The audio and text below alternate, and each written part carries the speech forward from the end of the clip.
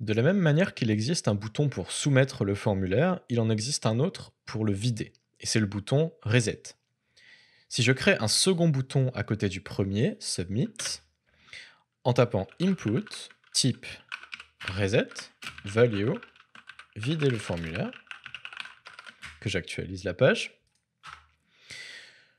hop, je vois ce nouveau bouton apparaître, vider le formulaire. Si maintenant je saisis quelques champs, donc par exemple test, mot de passe test, adresse email test, et que je clique sur vider le formulaire, hop, tous les champs de mon formulaire sont maintenant supprimés, sont maintenant vidés.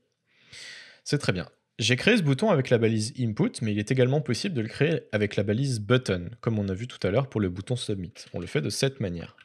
Button, toujours pareil, je vais aller lui indiquer un type reset, et cette fois-ci, donc, le texte du champ, le texte pardon, du bouton vient se mettre à l'intérieur des deux balises. Vider le formulaire. Donc, si vider le formulaire 2 via button, on va l'appeler. Comme ça, on va pouvoir voir la différence entre les deux.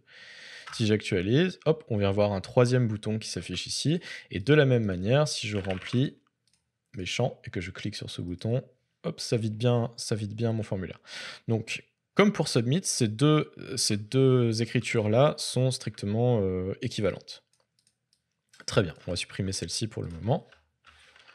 Hop, c'est parfait.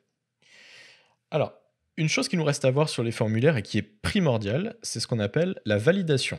Valider un formulaire, c'est s'assurer que les données qu'on a demandées à l'utilisateur ont bien été saisies et l'ont été dans le bon format.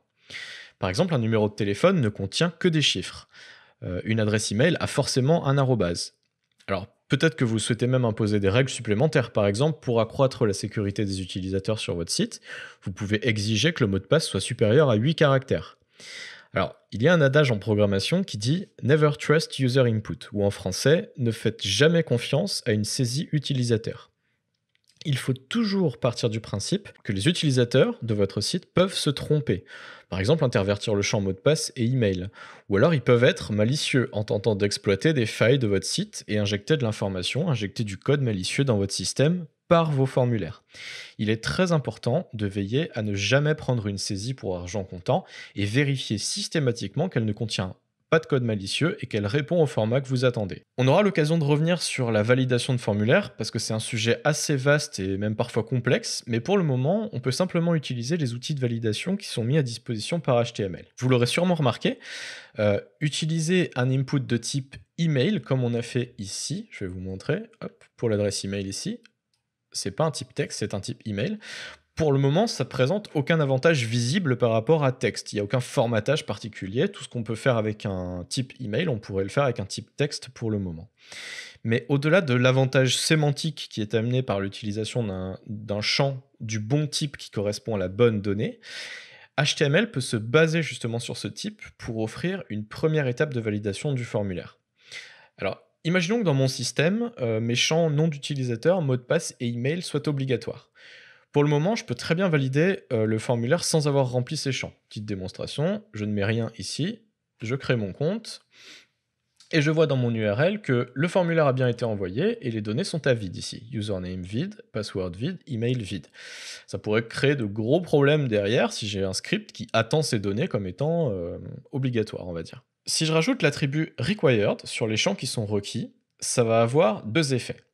Premièrement, le formulaire ne sera pas envoyé tant que ces champs sont vides. Si je fais le test, par exemple, et que j'indique ici required, pareil pour mot de passe, pareil pour email.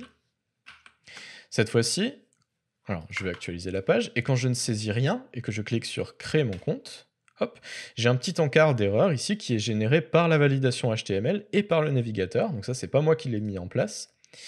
C'est fait tout seul pour me dire veuillez renseigner ce champ. Ce champ est maintenant obligatoire, je suis obligé de le saisir. C'est parfait.